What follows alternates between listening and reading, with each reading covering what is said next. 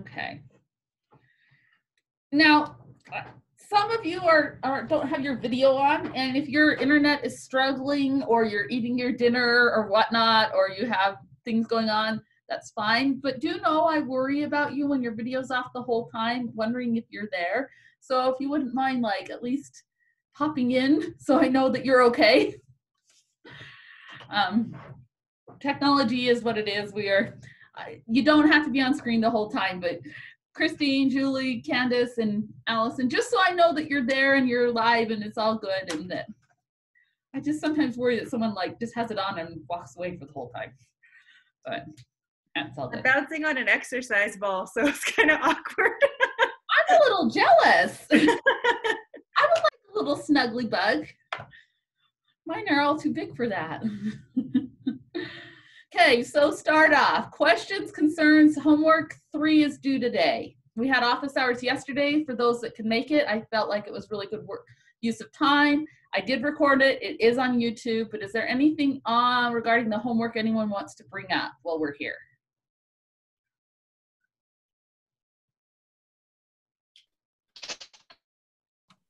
I guess one quick question that did come up is that if you've got an interaction, so the one that was statistically significant was the school type sector, and SES, that was the only interaction that was significant. So if we run a model where we've got the tilde, we've got our outcome variable tilde, and then the interaction with the asterisk, if it's LME4, it will automatically give us the main effects for each of the 2 variables in the interaction.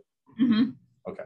Yes. Just want to make sure. That's a good point. So here I'm on the encyclopedia. Let's see. You can use this magnifying glass in the encyclopedia and search right here. So this works this is in the cross-level interactions, but this is good to know. So if you're doing an intercept-only model, you would have your outcome, tilde wave, the number 1. If we are putting in a predictor variable like A is a dependent variable predicting Y, we can write just Y tilde A, and the computer knows that means Y tilde 1 plus A. The invisible 1 means we have an intercept. Almost always we want to fit an intercept. So you don't have to type the 1 if there is another variable after it. Now for interactions, if you type Y tilde and then 2 variables with an asterisk, the asterisk is shortcut for saying I want A by itself as a main effect, B by itself as a main effect, and A colon B. A colon B with a single colon means the interaction. But when we use the asterisk, that's shorthand for saying the interaction with the colon and the main effects. And it works for a 2-way, but it also works for a 3-way. If you want 3 variables to have a 3-way interaction, you always should have all the lower level interactions that make up the 3-way interaction. So it will automatically, if you use A asterisk B asterisk C, it will do each of those variables main effect, all the ways to pair them 2 at a time, as well as 3 at a time. And this goes on up to a 4-way interaction as well. So this is the notation for formulas that R uses. So as long as you put those asterisks in your interaction, it will automatically know it needs the main effects, whether or not you say that. You can also say that, but you don't have to. Okay, I was wondering why we had an asterisk and a colon for the same thing, but they're not the same thing. They're not. The colon means just the interaction. Just the interaction. Asterisk means make sure that the lower order interactions and main effects are also included. Cool. Good clarification.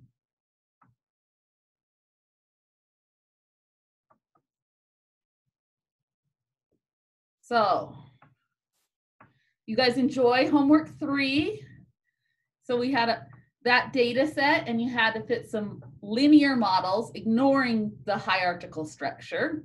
And then you fit the null model and calculated the ICC, right? I call that cluster assignment A. Homework 3 is clustered, the first clustered cross-sectional data set, part A. Your homework that is now starting is the same data set, part B. So on the homework you've done, we did the software check, we did multiple linear regression in R, we did the publication finding.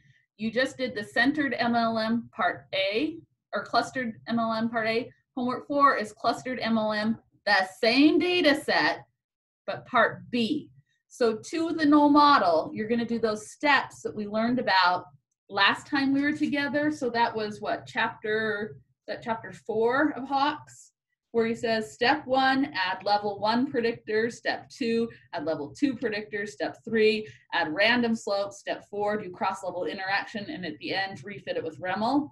That's what you get to do with that data set. So we learned a lot about it in homework 3, part A. Now you get to keep going in homework 4, which is the cluster data set part B. Homeworks 5 and 6, I don't have tidied up. I've changed, updating them a little bit from last year. They will be as a similar part A and part B, but for a longitudinal data set. So next week we'll be looking at, instead of having students nested in classes, patients in hospitals, etc., we're going to have repeated observations made on the same person. Same math, but just people are now a higher level instead of the bottom smallest level. So that's what's coming up next. The other thing that's starting to come to the horizon is the term project, your course project. So let's take a second and talk about this. Right now, and these dates might adjust slightly for these middle things. So I have down here by October 13th, which is about 2 weeks away, give or take, to have by then finished a consultation with me. So we need to meet via Zoom to go over what data you have available, what research questions you have, how big of a scope would be enough for the course project. Because really, with this stuff, like most stats, you're not going to learn this really, and you're definitely not going to retain it if you don't apply it to data you care about. So you need, I mean, as much as possible to get data and research questions you care about. And this is limited in feasibility to what's at hand. If you have absolutely nothing, I can help brainstorm and come up with some data that maybe I have access to or other researchers, or a way to find data sets that you would be interested in. This course project, I don't want to kill you, definitely. It's a big 30% of your grade for this class. It is by and large the biggest chunk of this class. But I don't want you to have such a big scope that you are going to be overwhelmed. So we got to find a happy ground. I will say that over the last 5 years, at least half of my students' course projects have become part of their dissertation or part of a manuscript, or they've gone on to use it in a proposal or something. So I'm hoping that this will not be busy work, that this is something useful for your career, for your program, that, you know, this will help move you forward. It might not be the entirety of a paper or the entirety of a dissertation chapter, but at least it will be a portion, because there is a deadline, right? And you all have other parts to your life. So by the October 13th, we need to have all met you with me one-on-one to kind of scope out your project. You're welcome to meet with me more often after that, but at least this first time. By a month from then, November 12th, you need to have exchanged your draft with another person in the class. And I don't care if you just get in partners and swap.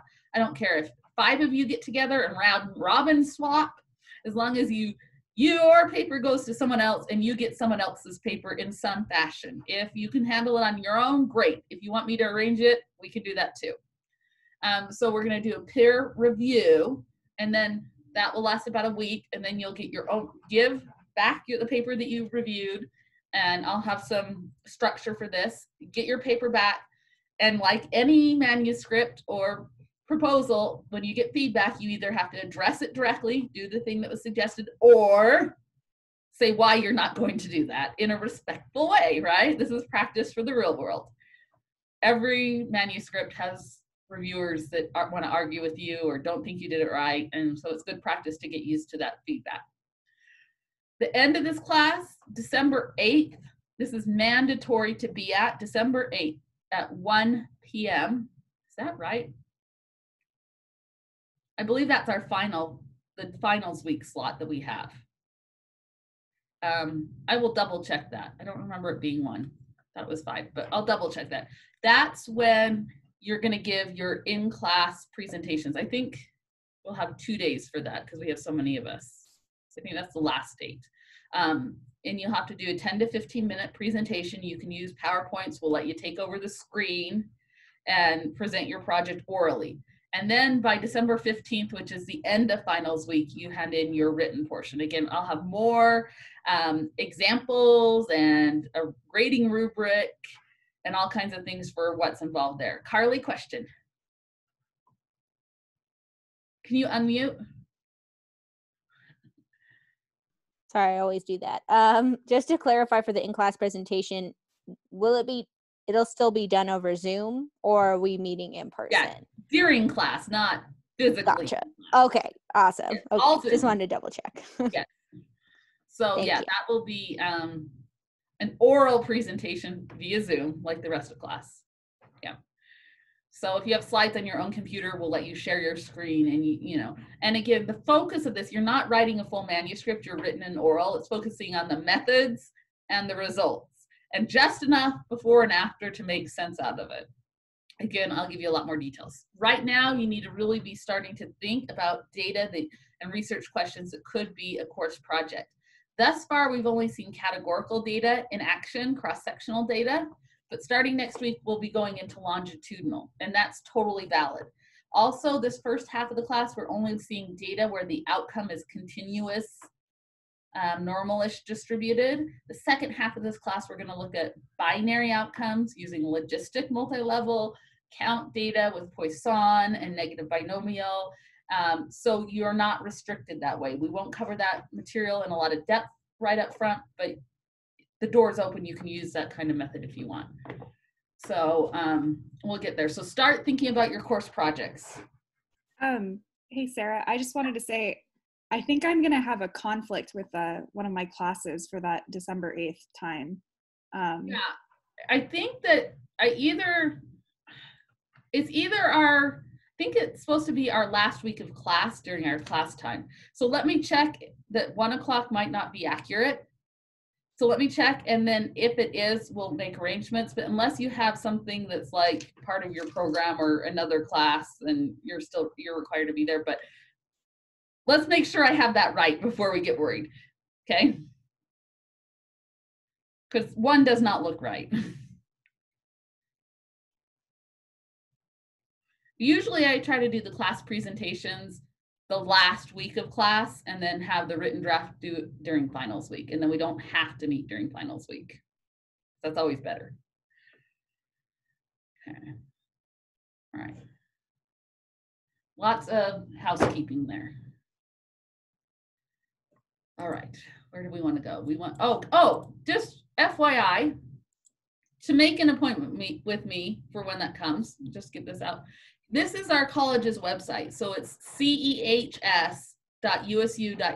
And I will put the instructions out in an announcement.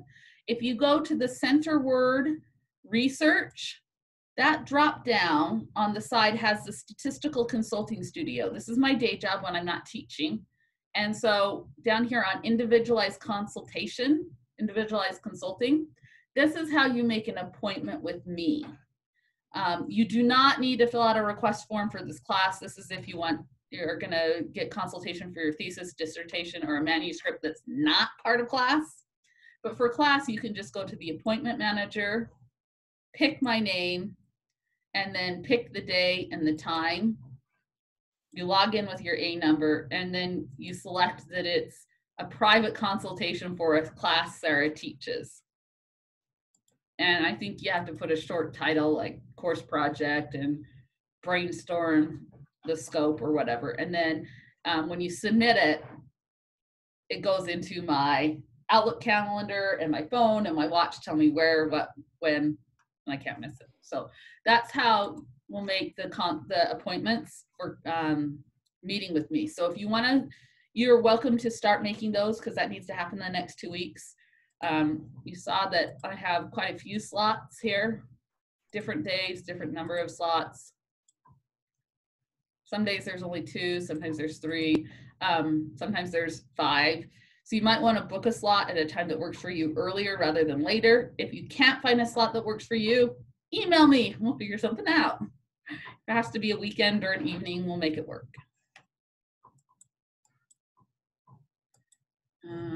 Multi-level models. Okay.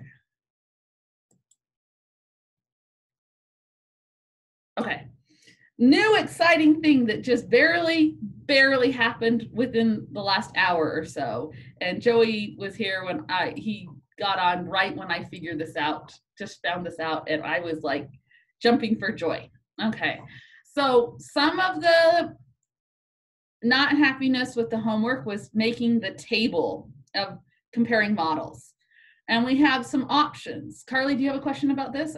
Your hand's still raised. No, I didn't. Okay. So when we make a table, a lot of times we'll use ScreenReg. TechReg :ScreenReg makes a nice looking table comparing models, regression models on your screen. But when you knit it, ScreenReg, how does it end up looking? It just smushes it all together. It looks really random. It's not very good at all. So if you're making a document that you're going to knit to PDF, you don't want to use ScreenReg because it looks atrocious. So you might want to go for something like TechReg. Or for my website, I'm using HTMLReg because it's a website. Let me make this a little bigger so you can see. So what happens if you're making a document that you want to see it on screen and you want to print it as a PDF? In the past, this is what I've done. I've done one chunk that says ScreenReg, and then I say either eval equals false or I'll say include equals false. And then I will come down and redo it as a TechReg, or in my website as an HTMLReg. And I have to make sure I remember to put results equal as is.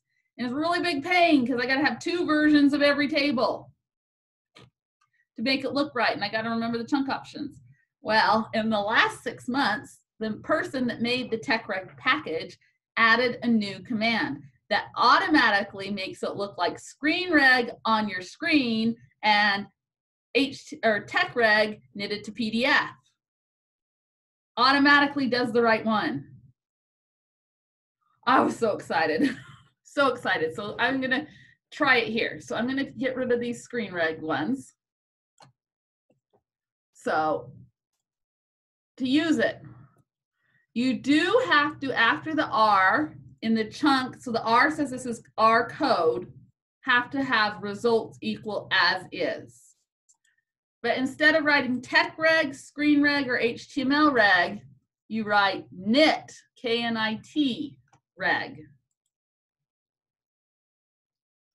And then if you're on the screen when you run it, it looks like ScreenReg, but when you knit it, it looks like TechReg, and it looks like a nice APA table.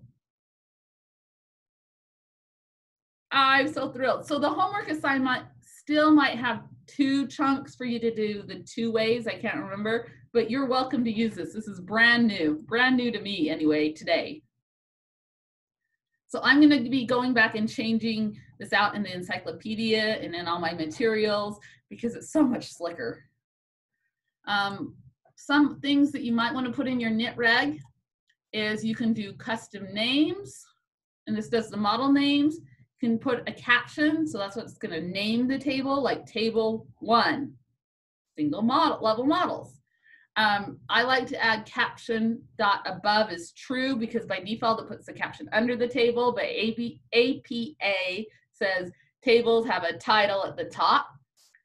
And there's another option, bold equals true, and that will make effects that are statistically significant be in bold font. And then float dot POS equals quote HB. We'll put the table here or at the bottom of the page instead of having it float to the top of the page. I think we saw that last time. So those are some nice things that you can add in your tech reg functions. The knit reg, results equal as is. That should make them tidy. Save time, effort, and frustration. We like those things. Okay, so this is the encyclopedia backend. These are the RMDs. I have an RMD notebook, an R notebook for each chapter. Let's go look at the actual website. So, and I fixed, we saw before that the links in the encyclopedia were not linking, like you'd click on one thing and it would take you to a different spot. That's all fixed. I had to update a package. Okay.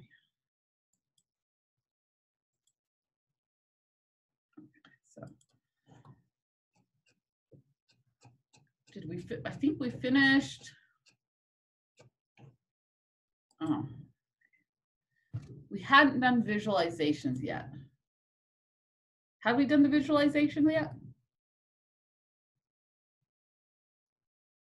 This is the popularity example in Hawkes's chapter 2 and 3. Don't think we had yet.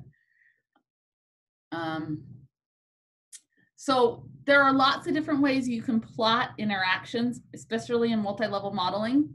A newer package to me is the interactions package. It is probably the easiest to make a plot with. And so you can make it very easily. That's as much code as you need to make a nice interaction plot. But you can also pretty it up. You can also use, there's SJPlots, plot model, and there's the effects package. All of these I have shown on the website. You're welcome to go get them and play with them on the homework. The homework also asks you to do a residual plot. So SJ capital P plot has a command called plot model. If you do type equals diag, that's diagnostics.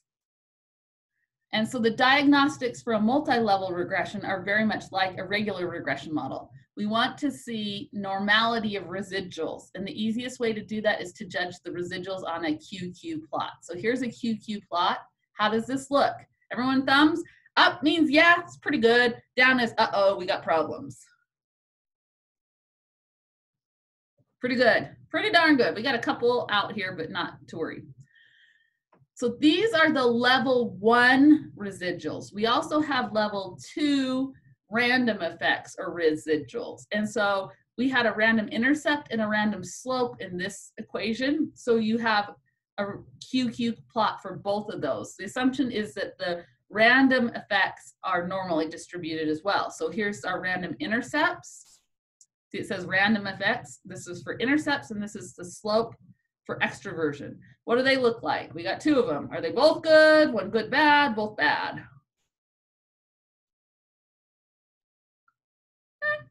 They're not so bad. They're fairly linear. What would a bad one look like?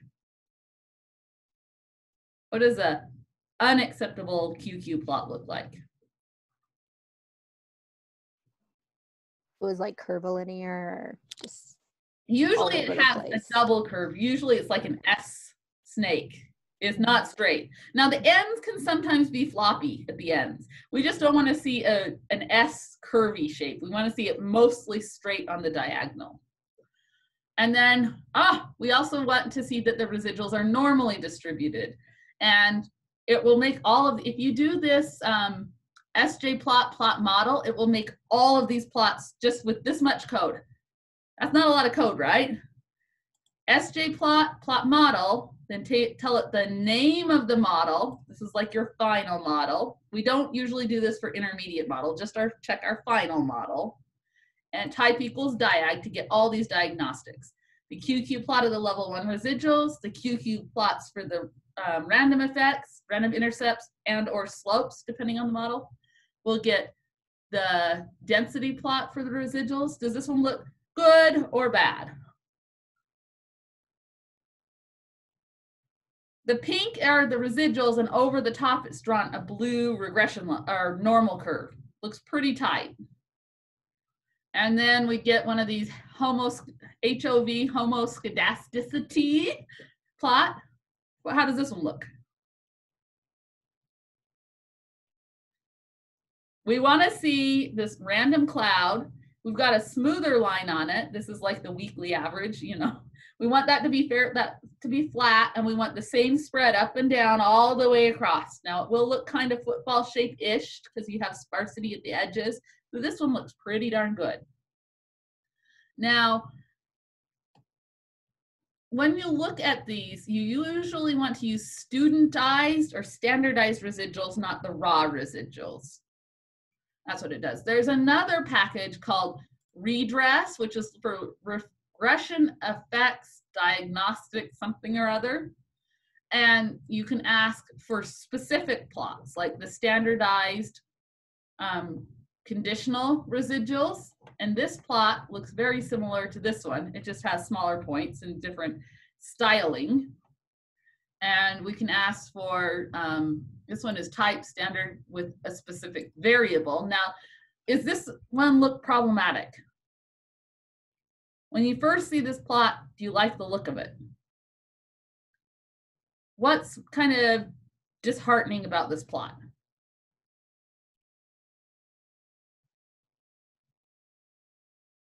I mean, we got strips in it. I'm sure that's what Joey meant. We got strips. The strips are, this is the extroversion variable. If we think back to it, it's been a while, extroversion was a number 1 through 10. It had to be a whole number, and that's why we are seeing gaps in there. That's not a bad thing.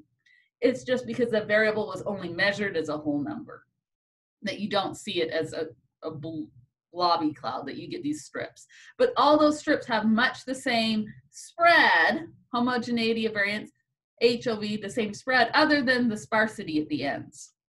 So this one's okay. And then we can get, if we just say, oh, this is RESQQ, that's the residual QQ plot. Again, it looks pretty good. And then the random effect. So here with this package, you can ask for those plots separately, whereas with the SJ plot model type equals diag, you just get all 4 types all together. Now, how many times have you guys seen residual diagnostics published in a paper? Never. How many times do they talk about residual diagnostics in a paper? not often. Almost never. It is your job as the person doing the analysis to check the residuals. And if they're good, you don't have to put the plots in your paper, your manuscript. You don't have to say anything about it. But if you don't say anything about it, that tells the reader you checked and there's no worries. I'm afraid that often it's people didn't bother to check, and that's not acceptable. If you're doing any kind of regression, single level or 2-level or 3-level regression for a dissertation, these residual diagnostics should be in appendix material. If you're doing in a manuscript, they probably ought to be in a supplemental material, is my personal take. But in your dissertation, I would definitely put residual diagnostics in an appendix so that when anyone on your committee brings it up, why, yes, I did check the assumptions. See here in Appendix A, you've got it, okay? So one of the last things on this new homework is to do the residual diagnostics. So here's 2 different options for getting residual diagnostics. Those QQ plots, you want to see a straight line. The normal plot, you want to see a normal curve. And on any of these scatter plots, you want to see equal spread going across with about a flat overall pattern. Okay. All right. Okay. We will have a break today. Can somebody set a timer and stop me at 5:15 so we can have a break? Because I've been talking and forgetting the last couple days. I want to take this next 15 minutes to go over a 3-level example. And then for the last half hour or 45 minutes, however many 45 minutes of class that are left, we're going to go over what's in the encyclopedia, chapters 4 and 5, looking at centering of grand mean and group mean centering of variables. And I think that will get us through most of chapter 4, the first 4 chapters in the HOTS book. That'll put us in a good spot that we can do a few more examples on Thursday, and then next week we'll be ready to go into longitudinal models. Okay, so let's look at a 3-level example. And I really wish, maybe I'll come over here. It's in the encyclopedia, but I'll come over here.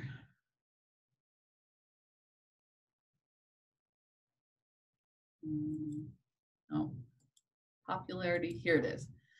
See, this is the picture that's broken. I had a picture up there. So we have our nurses in this example. So this example, I think, is at the end of chapter 2 or 3 in Hawkes. This data set's coming from Hawkes's book. And in the appendix in Hawkes's book, he does go over and say that, oh, come on, there we go. There are 25 hospitals that were selected to participate in this study. So we have a sample of hospitals. Hopefully they were random. If not, at least hopefully they're representative of all hospitals. We have a sample of hospitals. Within each hospital, they selected 4 wards. So the wards, or the parts of the hospital, are a sample. So not only do we have a sample of hospitals as a whole, within each hospital, we have a sample of 4 wards. And then within each ward, we have the sample of nurses. So this is why this is a 3-level example. We're going to be measuring things on the nurses. Our outcome are going to be the stress level of these nurses. But the intervention is going to be assigned not to individual nurses, but to groups. So let's see, 25 hospitals, each with 4 wards. So how many total wards would that be? 100. And then within that we have, so let's see, the experiment. So this is a randomized experiment. It's a training program that is helping the nurses to cope with their job-related stress. Poor nurses, aren't they doing a lot these days? I have a sister-in-law that's a nurse here at the emergency room. So after the program is completed, they look at a sample of 10 nurses from each ward. So if we have 25 hospitals, within each hospital we have 4 wards for a total of 100 wards. And then within each ward we have 10 nurses. So how many nurses do we have total? 1,000. That's assuming, no, we're pretending like there's no missing data. This is a nice data set that's been made sure there's no missing data to worry about here. We'll get to that later. So we have, these are our covariates, our predictors we have. So the randomization did not happen. They didn't put all the nurses' names in a pot and draw them out. They did the wards in each hospital they randomized. So this is really important to do a multi-level model because the nurses hierarchically belong to wards and wards belong to hospitals, but the randomization didn't happen at the nurse level. It happened to groups of nurses based on which ward they were in. Sometimes this is called a quasi-experiment because it's not fully randomized at the subject level, it's randomized at the group level. So we know each nurses, they fill out a demographic survey. We know their age in years, how old they are, how many years they've been a nurse, their experience, whether or not they're male or female. So those are nurse-specific variables that we have. Age, experience, gender of the actual nurse. Then the wards within the hospital are either general wards or special care wards. I don't know how they determined that, but there is some specification that we have 2 kinds of wards. And the hospitals are either small, medium, or large is how they've defined them. So, and then this picture is missing, so we'll come over here so we can see our picture. Let's see, let me get it bigger.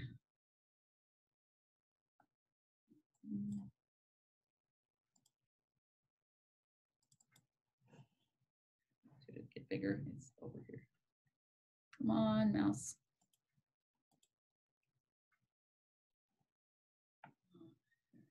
There, this one.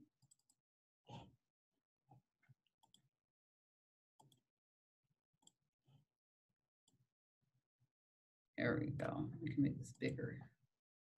Let me get here. There we go. So this is the 3 level. I like my little playful diagram. I don't know if anyone would want to publish this playful diagram, but here, this is a way to show the different levels. So we have 3 levels. The way we number the levels are always the lowest level with the biggest sample is level 1. Level 1 is always where your outcome is measured. And in this study, we're giving an intervention that's this experimental condition or control to help with stress. So our outcome here is the stress that the nurse reports, and the nurse fills out this survey on how stressed they feel. So our outcome, stress, is a number or a value for each of those individual nurses. And then age, gender, and experience is also a value for those individual nurses. So we say the micro units that make up level 1 are individual nurses. They exist within larger groups or the ward to which they work. The wards are the meso units of level 2, the intermediate level. Then the wards are grouped together based on the hospital that they belong to. Hospitals are the macro units of level 3. So we can call them micro units, meso units, and micro, meso, macro. Meso means middle. So we said this before, a level is made of a sample. We have a sample of hospitals, within each is a sample of wards, within each we have a sample of nurses. So our levels are those random samples. Now, our outcomes at level 1, we can have predictor variables at any level. So age, gender, and experience are level 1 micro unit predictor variables. The type of ward is also a predictor variable, but it pertains to the ward as a whole, not to individual nurses. So type is a level 2 predictor variable. Size pertains not to the nurse or the ward, but to the size of the hospital as a whole. So that's a level 3 variable. Okay. Questions about how the data is structured?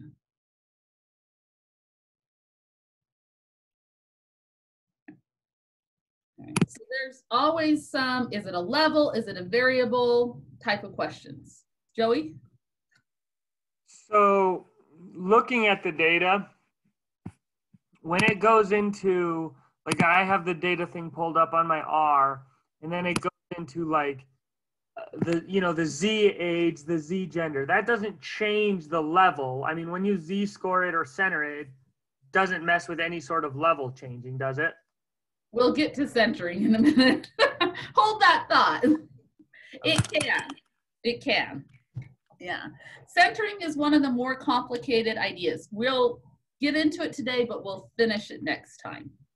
We'll keep going actually with centering lots of days. But okay. The important thing to think about is levels are samples and variables are measurement on the sample units and the variable. So in our equations, we usually use Y to be the dependent variable. So in this scenario, what letter would we use for, which variable would be Y on this diagram? Which one's Y? Yes. Correct. Now we usually use the letter X for level 1 predictors. Which variables would be X variables?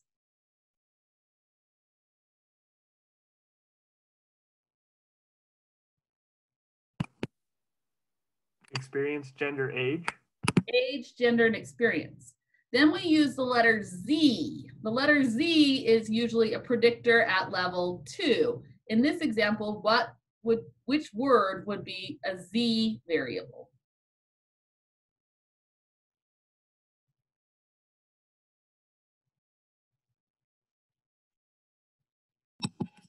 Type? What? Is it type? Type, and there's another one.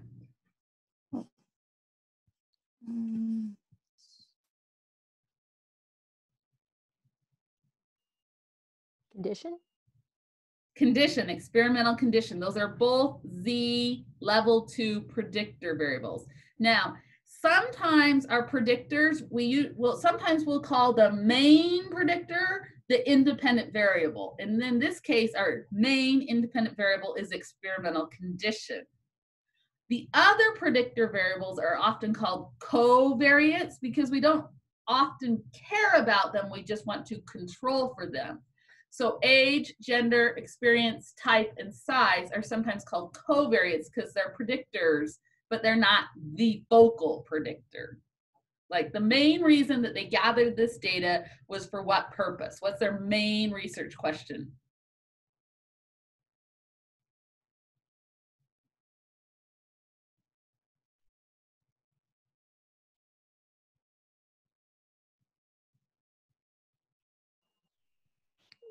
Which intervention reduces stress the most? Does this experimental condition, this intervention, affect nurses' stress more or less than, or about the same as a placebo control condition? So that's why I have them in yellow. Those are the two variables that we want to see. Is there a relationship? Now, we could do this with single level regression, but if we did it with single level regression, we would have to assume or pretend like the nurses were independent of each other. We'd also have to pretend like we had randomized each nurse instead of the ward they belonged in. We'd also have to pretend like type of ward was disaggregated and was a nurse-specific variable, and size of the hospital was a nurse-specific variable. And all of those things can lead to inaccurate standard errors and inflated type 1 error rate and all kinds of issues with reliable modeling. All right, so let's go back to Cyclopedia. The timer says it's time for a break. Yep. Time for a break. Okay. We're not going to get both of the centering examples done today. That's okay. We'll get one of them done today and we'll do the other one on Thursday. I'm cool with that. So let's take our 5-minute break right now. So I've got 5:15. Let's come back at 5:20.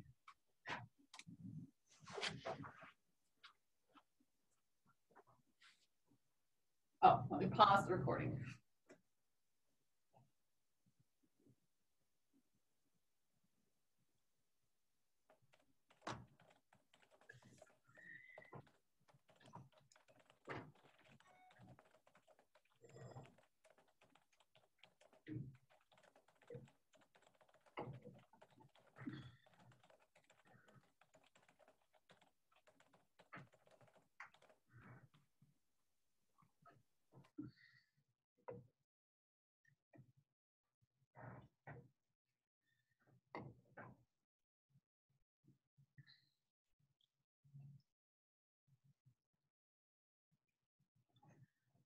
Maybe I'll come over here for a second.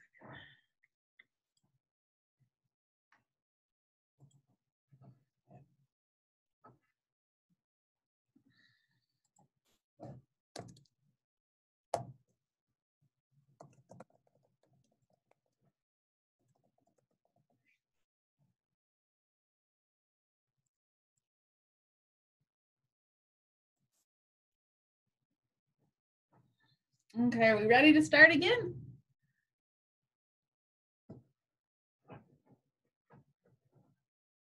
We got 39 minutes left is all. It's been a long Monday. Tuesday. Is it Tuesday?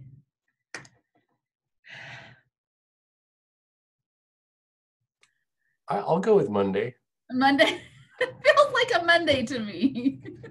This year has felt like a Monday. Okay, so this is the nurses data set. Show you. So we've got 3 different ID variables, at least 4. We've got hospital, which is a number 1 through 25.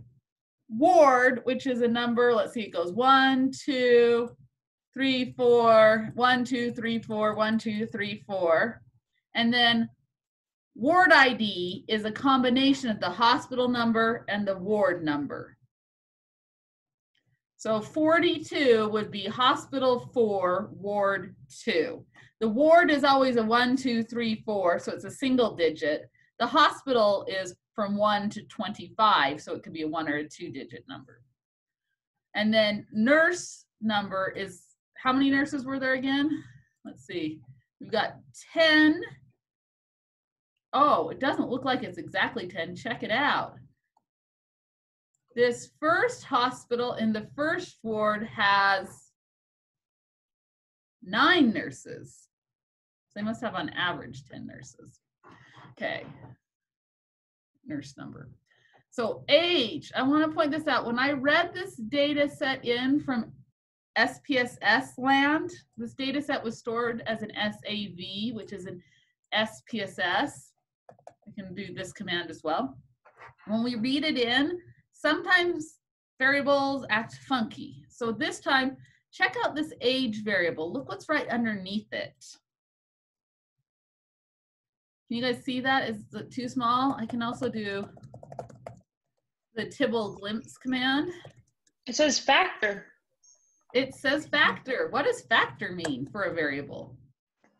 It's treating it as different levels. It's treating it as if each of those ages is a different text label. We don't want that. We want age. Age should be treated not as a factor, but as numeric, which should be represented with the DBL for double floating point decimal. So we've got to fix age so it's not a factor. Now, this is one process I've had to do a lot of times. And if you just go straight from factor to numeric, the lowest age will become 1, the second lowest age will become 2, and on and on and on. That's not what we want. So you have to carefully take the age variable. So I'm going to use dplyr mutate. This is just, you might have to do this someday. So here's how you can do it. You take the age variable, and we're going to first convert it to a character, and then format it as a numeric. You have to do that intermediate step. You can't go straight from a factor to a numeric, or else it'll just order them alphabetically, lowest number first, and the lowest one will be age. If it's 23, that will now be the number 1. And if the second youngest nurse is 25, that will be age 2. We don't want that. So you might see that. So that's converting from a factor that you don't want to be a factor to character, so then you can then get it to a numeric. Okay. Now gender. What do you notice about this gender variable in its raw format? It's 0s and 1s. What's male, what's female? 0's male. 0's male? Well, if you read the appendix to the textbook, it does say 0 is male. So we want to attach those labels, and this is data wrangling, but the way I would do that, I'm going to take the gender variable, which is just GENDER, and I'm going to make a factor version, and I'm going to call it gender with an F at the end. This has added benefit. I keep the original gender variable that is 0s and 1s, and now I have a version of that variable that's gender with an F at the end that tells me it's the factor version that now has the labels male and female. And you want to put them in the order from the smallest number to the biggest. So they were 0s and 1. 0 was male and 1 is female. So I need the male to be listed before the female because 0 comes before 1 numerically. So there's that. What about this variable?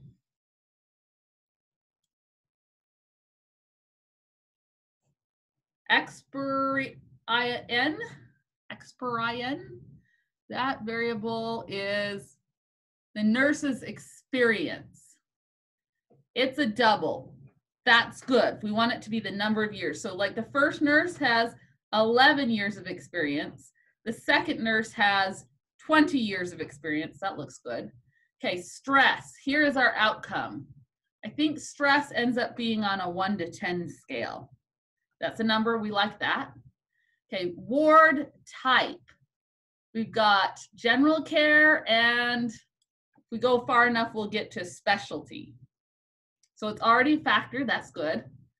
Hosp size, that's hospital size, it is a factor. So this first hospital is large, and eventually we'll get down, we'll get some small and some medium. And then this ex-con, this is experimental condition. So this first ward was in the intervention group. And later on, we'd find a ward in a condition in the control group. Now, you'll notice there are some more variables in here. This next set of variables have what at the front of the name. They all start with the letter Z because they're standardized? These have been standardized. So they've been made Z scores. So they took all the ages and they found the average age and the standard deviation. And how do we make a Z score? This is like way back to 6,600.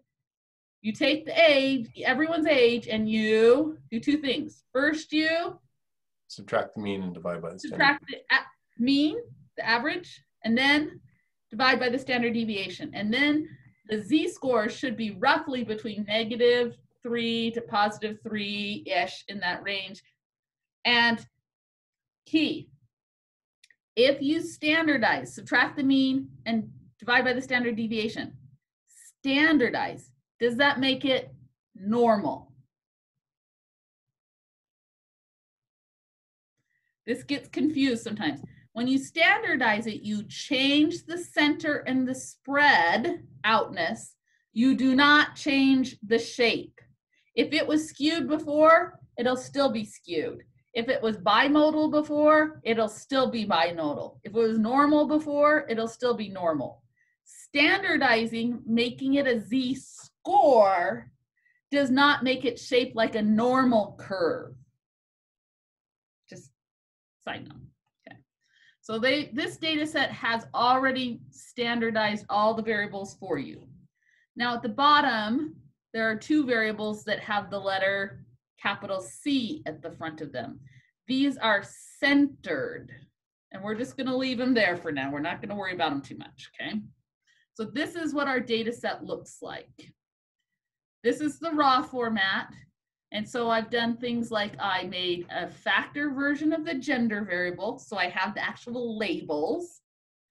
I created a unique identifier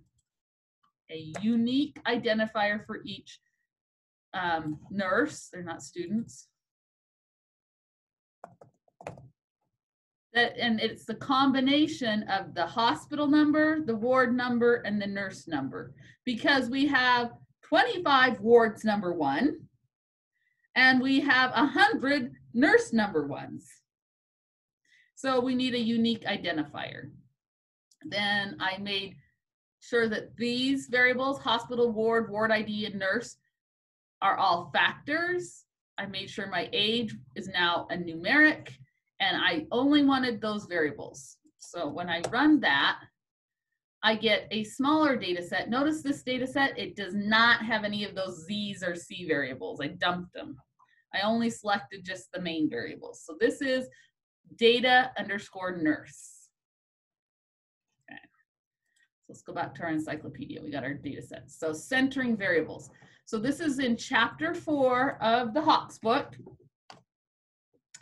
He talks about centering them. To center a categorical variable, we want to convert the levels to 0, 1, 2, 3, 4 first, and then subtract the mean. So if I wanted to center experimental condition is either control or experimental intervention, 0 or 1. Does it make sense to center it? Well, I used to not think so, but it does give you basically a weighted average. So it can be beneficial sometimes to weight to do that. So I would take my experimental condition, make it a number, and then when you make it a numeric, it makes the first level of 1 and this next one a level number 2. And that's why I subtract 1. So here's the original experimental condition variable. Notice it's control or experiment. And then when I make it a numeric and center it, the smallest number is 0. The biggest number is 1. All the control groups have become zeros. All the experimental groups have become 1. Now this does have the nice thing, our mean is 0.504. What does that mean? Unequal groups? Means there's unequal groups. That means 50.4% of our nurses are in the experimental condition. Now, I said before that each ward had 10 nurses. Each ward had 10 nurses on average. Wasn't perfectly even. Okay, hospital size. Hospital size originally was small, medium, and large. Oh, look at this, experimental condition. How many nurses were in the experimental condition? 504 out of a total 1,000. That's where we get the 0.54. Okay, small, medium, and large. Do we have equal size hospitals? Equal number of small, medium, and large hospitals?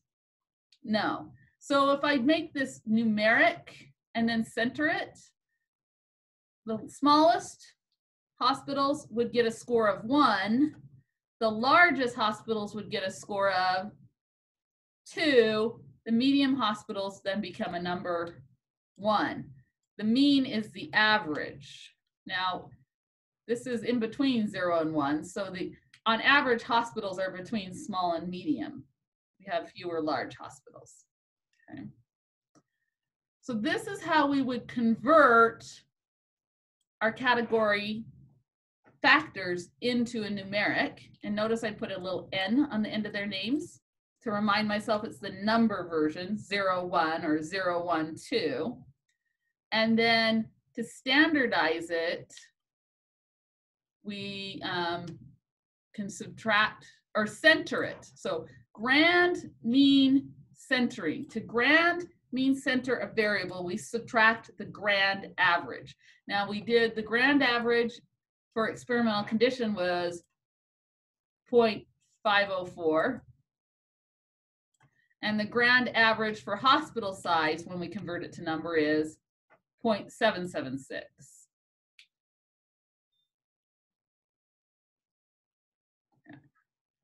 And now I'm just checking with Crosstabs. Okay, so we've got our 1,000 nurses and we've got all descriptive statistics. I'm gonna come down. We're gonna fit our null model. Now, thus far, we've only seen 2-level models. Now we're gonna have a 3-level model. Let's check the formula. Notice I have 2 versions of the null model. What's the difference? This first one is REML. Why do we use REML in the null model? ICC. Okay, calculate ICC. And why do we need to do it again as ML? To start adding to that fixed effects. So that's why we want both versions. Okay. So we're using Lemur test, Lemur, to do the multi-level model. The formula for the null model is stress. That's our outcome. Tilde wave 1, that says we want a fixed effect. Now check out the random part. Before we had a 1 vertical bar schools, because schools were what the students were nested in schools. But now we have nurses nested in wards that are then further nested in hospitals. So after this vertical bar, we have hospital/ward. And a student came up with a good way to remember the order. Like on your computer, when you have a file on your computer that's in a folder, how do you give the path on your computer? First comes the folder, and then comes the subfolder, and then comes the sub-subfolder. So it's like you do in a computer. Hospital is the biggest unit, so that comes first. And within hospital, then we have ward. Now, you have to be careful. Look what's in between them. Is it a slash or a backslash? It's this one. Is that backslash? You got to make sure it goes the right way. If you try to make it slash the other way, it will give you an error. So this is how we would do a 3-level. Now we've got hospitals, wards. What's the lowest level? Individual nurses. Individual nurses. How does the computer know it's individual nurses?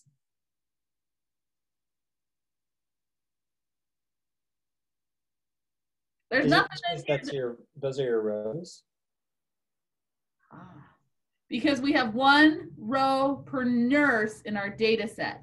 There is nothing in our code here that says anything about nurses. But our data set is set up so there's 1 line per nurse. That's important. Okay.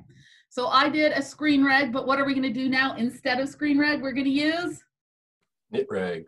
Nitreg, yay! So here I put my 2 null models. One with ML and one with REML to see the difference. Okay. So the only thing we have up here is the fixed effects. How do they compare? Look pretty identical to me. Okay, we got fit statistics, AIC, BIC, log likelihood. Fairly similar.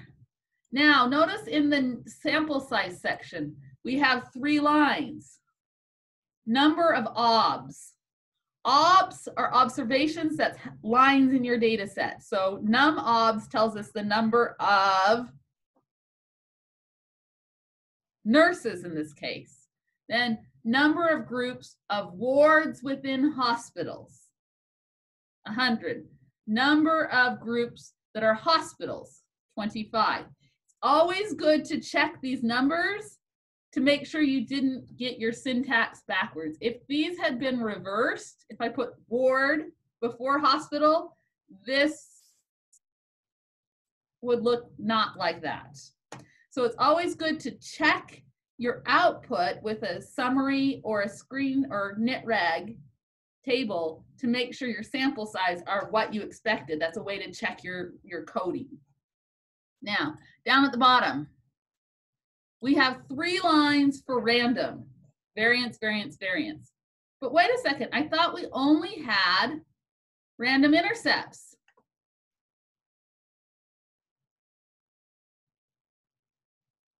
We said only in our parentheses, we said just random intercepts, just random intercepts. So why do I have 3 variance components?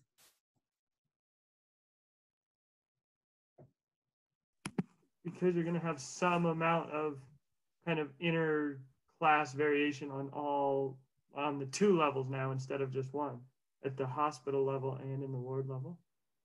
Yeah, so we have the residual variance. You're always going to have residual variance. This is nurse to nurse variability. And hospitals are our highest level, hospital to hospital variance, but we also have ward to ward variance within a hospital. We have this 3 levels of nesting, so we have 3 sources of variability. And you can make a pie chart like this out of the total. So let's look at the numbers here. And in this case, ML and REML are almost identical. So residual variance is 0.3. And again, the 0.3 doesn't mean anything except to compare it to the other parts. Hospital to hospital variance is about half that much at 0.1617. And ward to ward variance within a hospital is the biggest chunk at almost half, almost 0.49. So I like to think about it in terms of a pie chart. This pink slice is residual variance. The blue is hospital to hospital variance, and the white is ward to ward variance. We have not just 2, but now 3 sectionings of the variance in stress. In nurse stress. So the ICC, when we do the ICC is a fraction, it's a ratio. On the bottom of this fraction, we put the total, and on the top, we put the part. But which part? We have 3 parts, not just 2. Before we did group over total, group plus residual. So it's a little more complicated now. Now, if I ask So here is the formulas. Now, somebody brought this up on the discussion board, and I'm so glad because I didn't know this was a confusion part. Sometimes we use the Greek letter rho. It's like a P, but not with a straight back, kind of a slanty back P in one motion. Rho is a Greek letter symbol we use as a shortcut for ICC,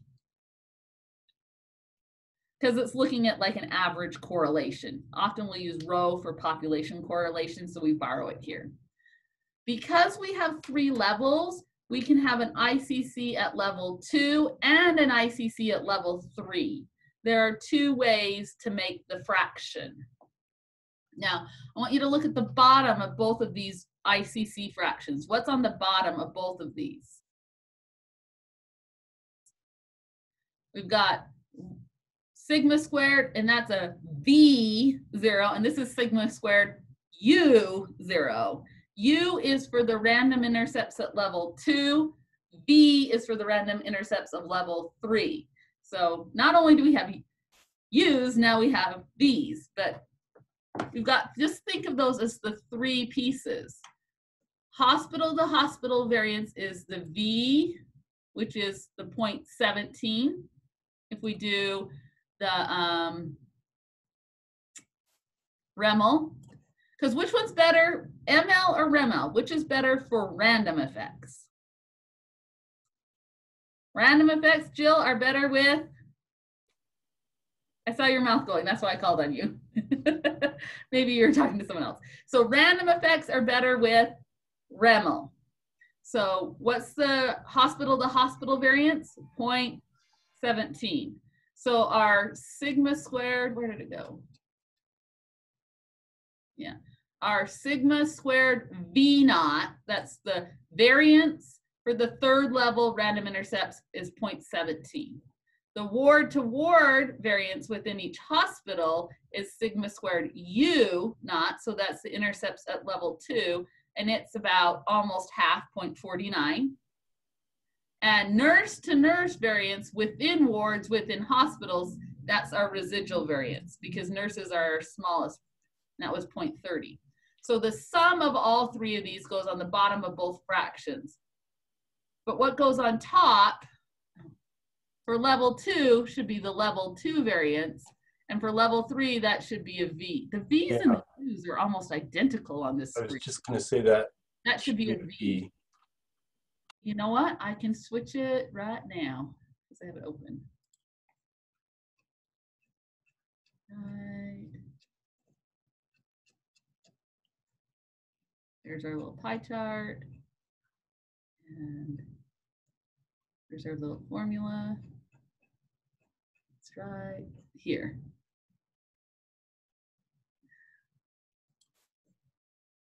There, this one. Okay.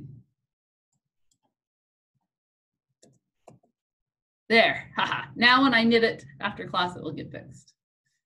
Okay.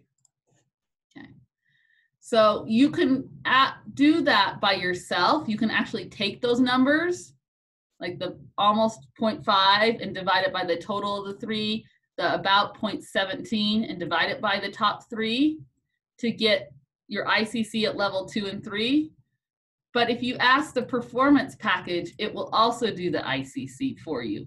But the performance package, by default, will just calculate the overall ICC. If you want it by level, you have to say by group equals true, and then it will give you the ICC for wards within hospitals and the ICC for hospitals. So how do we interpret this? What does this 0.18 mean? Anyone want to give it a go? The percentage of variance that's attributed to the level, to like the differences between hospitals. So 18% of the variance in nurse stress level is due to differences in hospitals, compared to half of the variance in nurse stress level is due to ward differences within a hospital.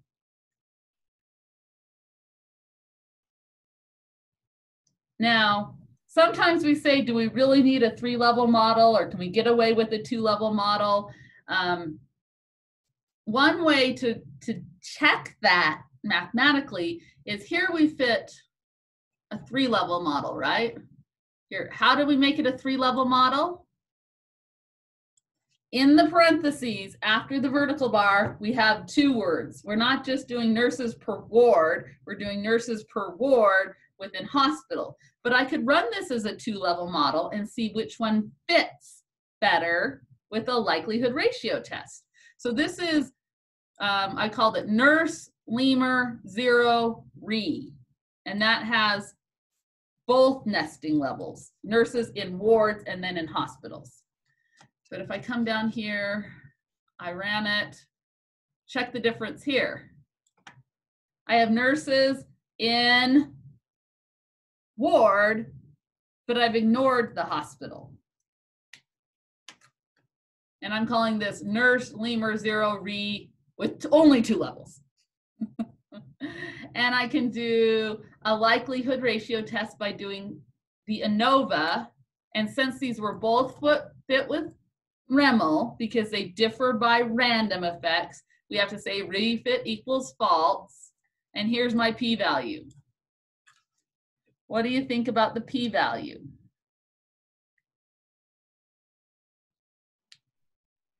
Significant.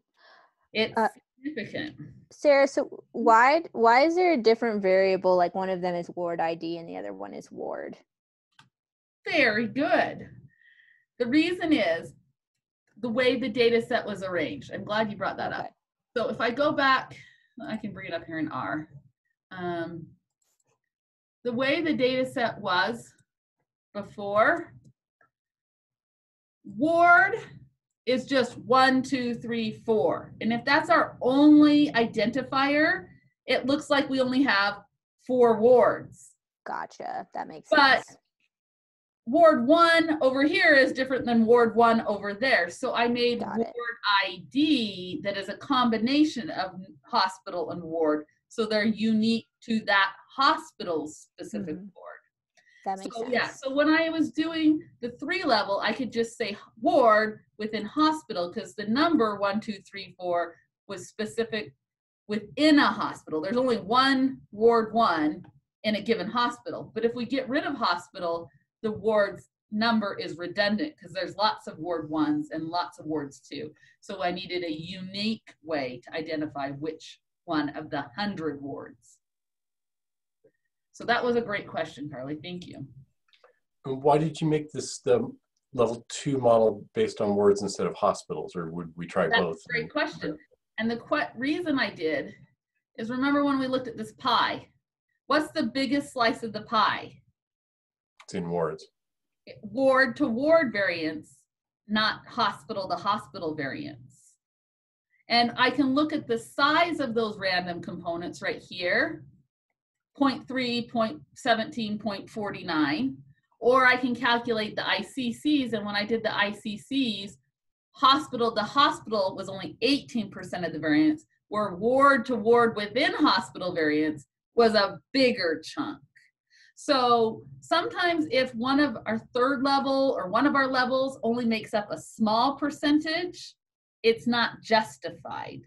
But I think it's important to point out, ICCs only look at the proportion of variance explained based on what kind of model? What kind of models were these? A null model. Null models, which have no predictors. So this is only looking at the percentage of variation in the averages, not anything about relationships. So it has limited use, but people will do this to see, do I need to, can I get away with 2 levels, or do I really need 3 levels? Now, if I look at the residual variance, 2 levels versus 3 levels, the residual variance, it's the same. So do we really need hospitals? So one way you could answer that question is with saying, did it do better with the residual variance? Another was with the likelihood ratio. The residual variance says the same, 2 levels and 3 levels. The likelihood ratio test, using that ANOVA command, says, whoa, the more complex model fits better. So the likelihood ratio test says, should we do 2 levels or 3 levels? It says you could 3, the more complicated is better.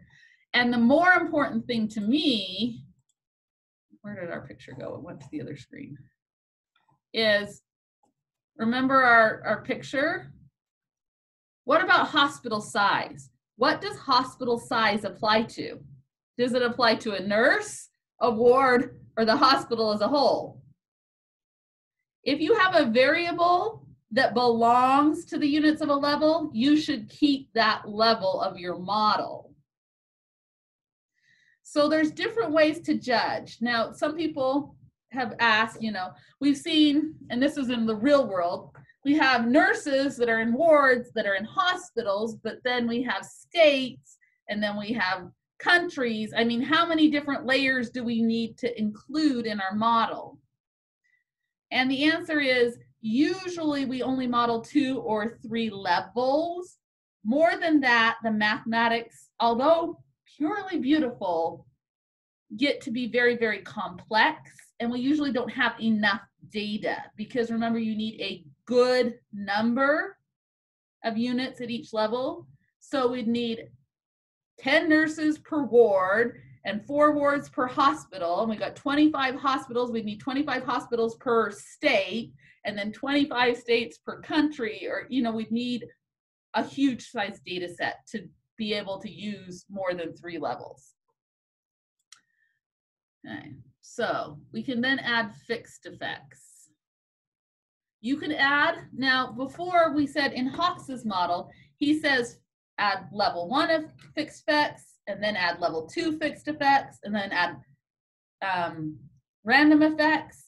That is a general exploratory procedure. You should always let theory trump any procedure. So if I go into this research saying, I want, my main goal is to see if this experimental condition has an effect, controlling for these other variables, I can start there. I don't have to start just adding 1 variable to my null model at a time. My theory, I collected these variables because they're theoretically important. Stress is related to how old the nurse is, whether they're male or female, how many years of experience they have, what type of ward it is, the size of the hospital. Experimental conditions not the only thing. We need to, since it's an observational study, we didn't randomize these things, we need to control for them. So I can put all of those fixed factors into my first model after my null model. That's okay. So I put those all in. So how many levels are in this model? How can I tell?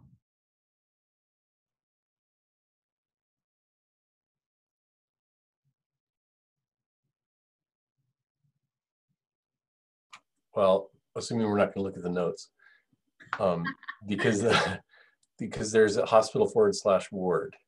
Because we have hospital / ward, there are 2 layers on top of 1 line per observation. So that's what gives away that this is a 3-level model. Now I've arranged them this way. We have level 1 covariates that pertain to the nurse, level 2 covariates that apply to the whole ward, level 3 to the hospital, and then our main one experimental condition was randomized at the ward, but I can put them all in at the same time. Okay, here's my tables. No random effects. Yeah, Nope. I would always go fixed effects first with just random intercepts, unless you have strong theory to dictate random slopes off the bat. I would start fixed, but you don't have to do them 1 at a time. So let's see, here are my fixed effects. Experimental condition, is it significant? Looks like it. What about age? Gender?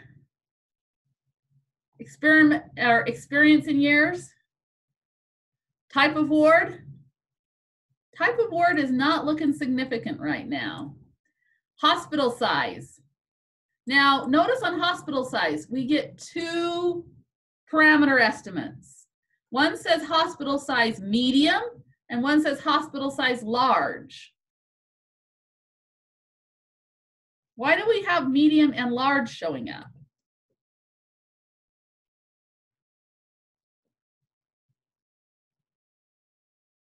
We're almost out of time. Because there's 3 levels to There's actually 3 hospital size. levels. What's the other one? Small. Small. So when you have a categorical predictor, you're going to see every level get a parameter except for the reference category. So this parameter here of 0.5 tells us that hospitals that are medium have nurses whose stress is higher, half a point higher than compared to nurses at a hospital size small. Hospitals that are, say, large have nurses whose stress level is on average almost a whole point higher than nurses at a hospital size small. Okay. So what do we learn about this experiment condition, this intervention? What does this model tell us?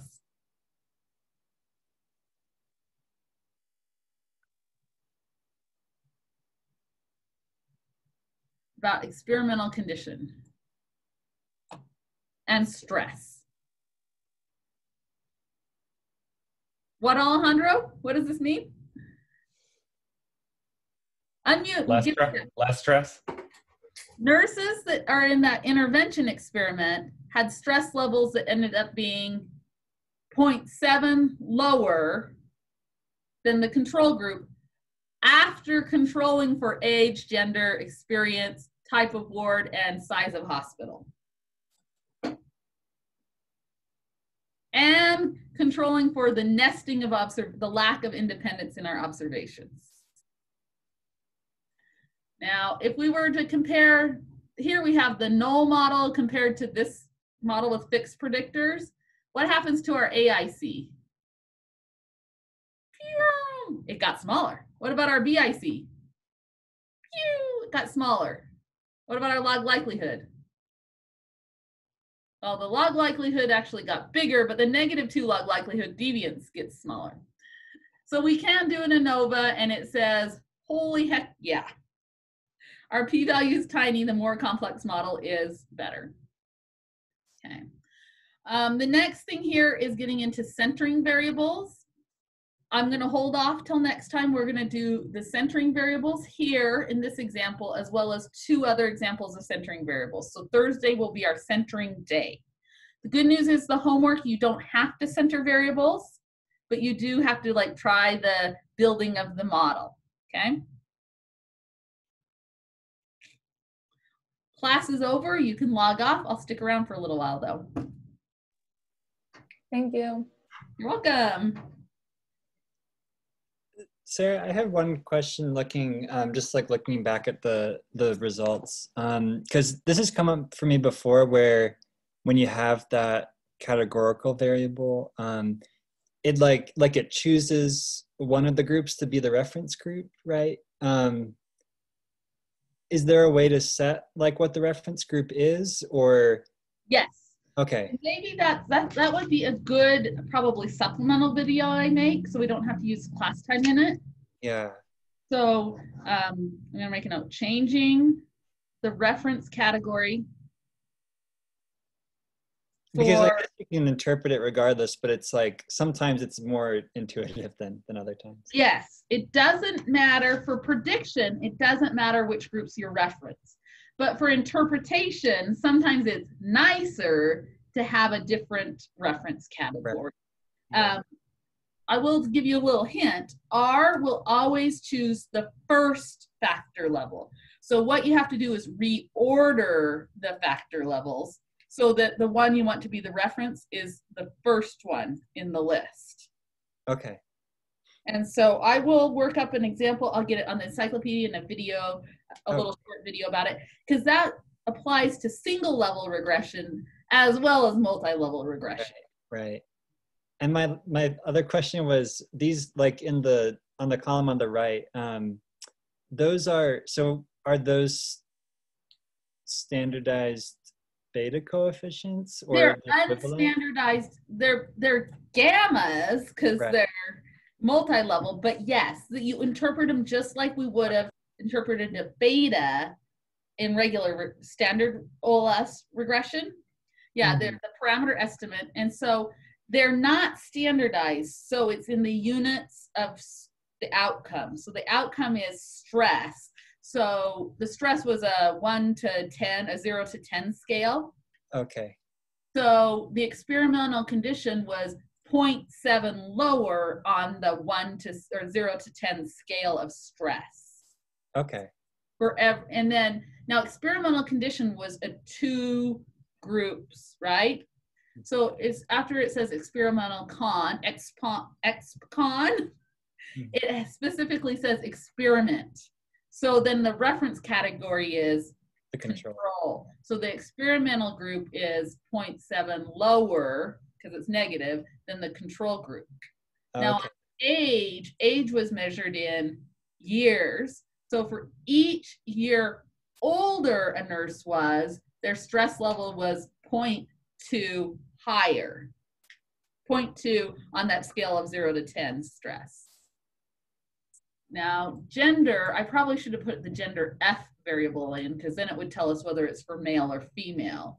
Now, we do know that the gender variables, 0 was male, 1 was female. So going from male to female, so the females had almost a 0.5 point lower stress level. Okay, so you can interpret it. Yeah, that makes sense. Yeah, so you interpret it just like standard regression. Okay. But the caveat is these things are now going to be more accurate because it's in the context of after having controlled for the hierarchical nesting of the observations. If we had fit the same model with a single level regression, our betas would probably be slightly different. Our standard errors could be very different because we would have ignored the way the variance is partitioned. Yeah. And we would have treated the nurses as if they were 1,000 totally separate nurses that didn't work with each other and share the same environment in any way. Okay.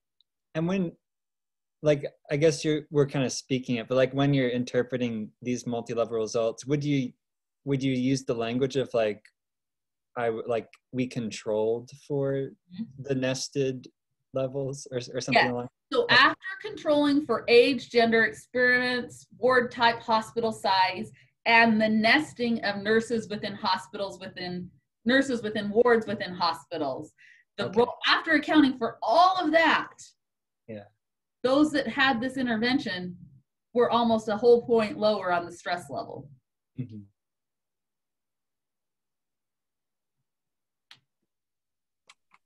Thank you. Okay. Thank you, Sarah.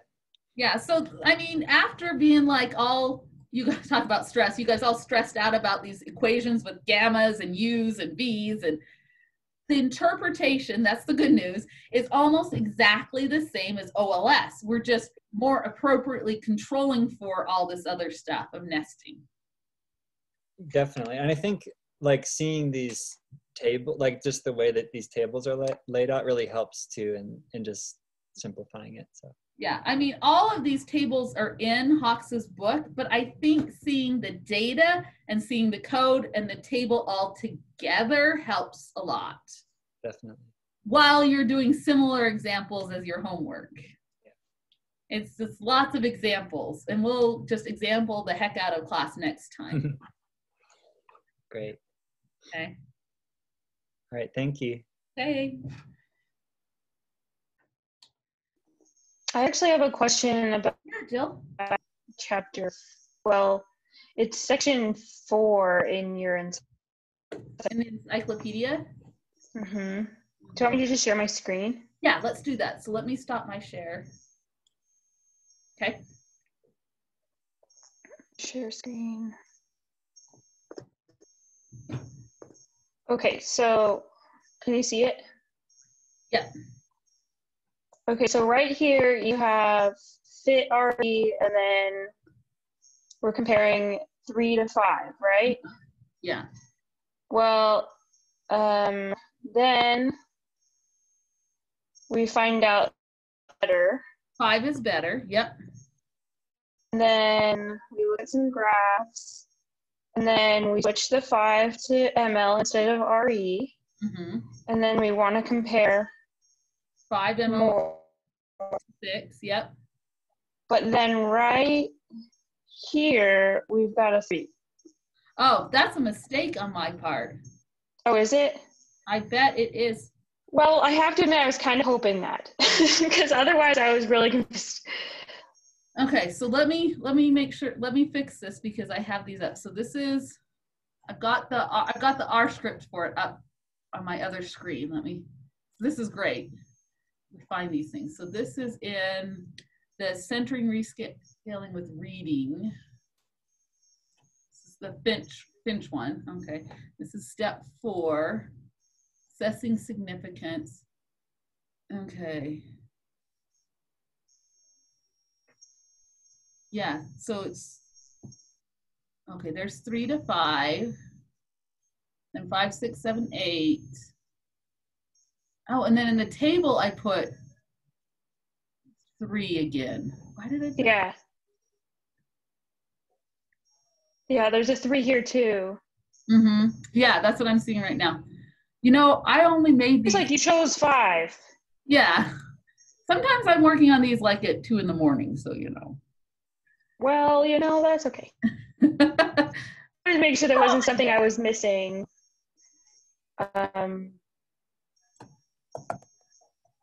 About like why go back all the way down to 3. Yeah. Because then you get like pretty high significance, but we're comparing all the way back down to 3, and I was like, wait, why? Yeah.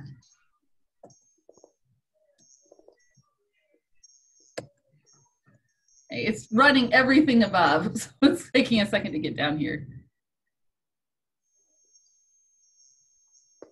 And I'm changing it over to the knit reg. I'm so excited about that. That's always been a pain in my behind. Me too. I was doing Well, that was the only hang up I had that first homework. I think it was homework or the second one. I like couldn't figure out why I couldn't see it in the module, and then remember I had to learn Control Enter or whatever. I was like, what? Okay.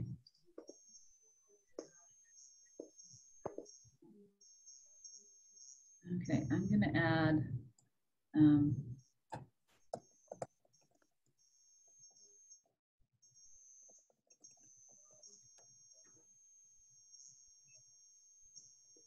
there. Okay, so there's that.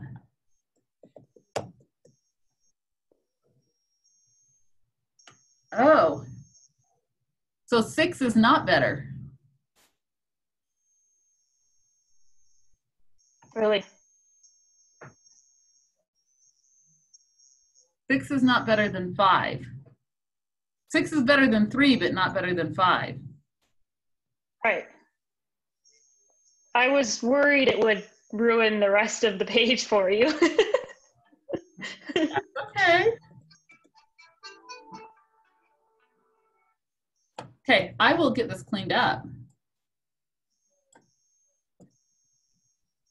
Well, I'm glad that, I don't know. No, it should I'm be. not glad that you have to fix it. I'm not glad that you have to fix it, but I'm glad I'm No. understanding. Yeah, it's not your fault. You're great to catch that.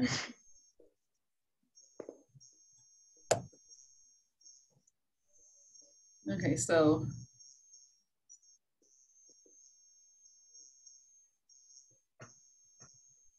then we're gonna go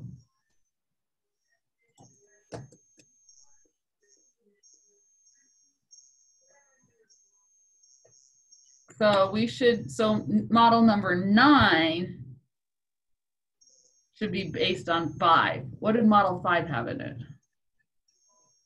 Select 5. 5 had vocab interacting with read age, right? Mm-hmm.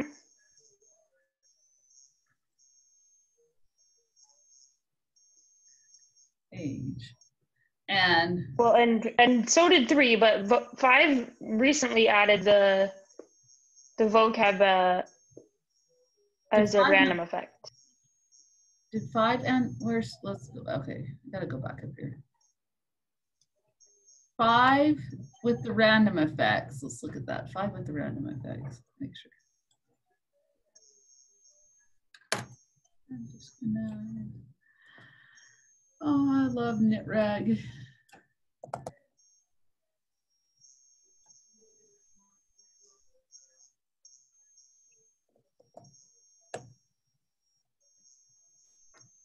Okay. So the original 5, yeah, 5 had the interaction between the fixed interaction between vocab and age and random slopes for vocab within school. Right. Okay. And when we did ML, I had to switch to that funky optimizer to get it to work. Okay. And 4, I couldn't even get to fit. Well, and the reason I noticed it was because you had just, on the other, without the vocab, we had tried this send roll, and it wasn't significant, which is why we skipped number 4. And putting it in here wouldn't make it, I was surprised that it was coming out significant, and then I realized you were comparing it to 3. So we need to come down. So 9, number 9 I need to look at. Yeah, so 9.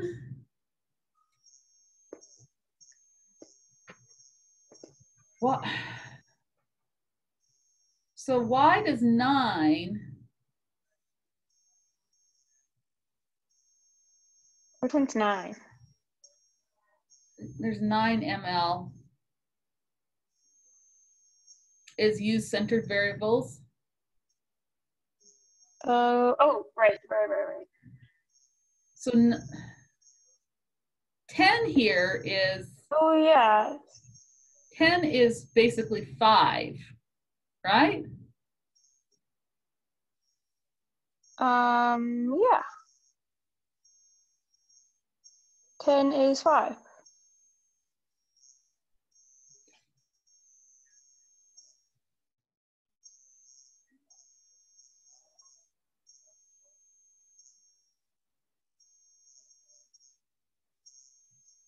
I want that one to be.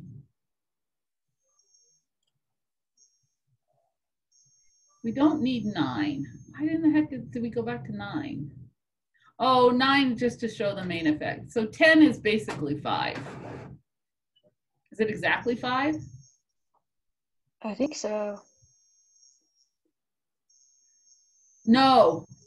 Well, yeah, but I changed the data set by centering the variables. Well, that was the other 10. There's 10 with and without centering. So 10 is basically our previous model 5. Mm-hmm. So which one failed to converge?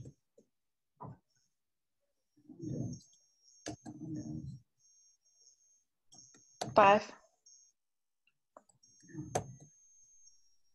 Okay, I'm gonna change this.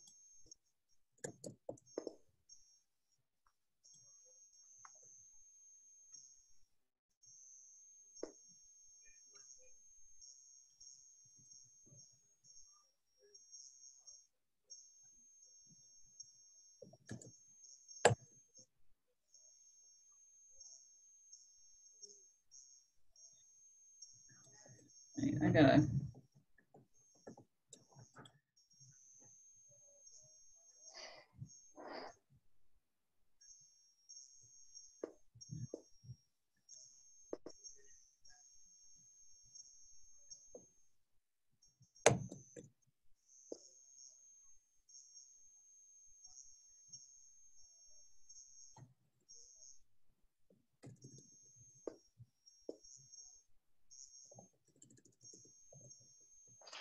Okay, well, thanks for clarifying that. I'll get this tidied up. I'm gonna go get some dinner. Definitely. Okay. All right. Have a good night. Bye. Sorry you have to fix it. No problem. All right, have a good night. Okay, bye. Bye.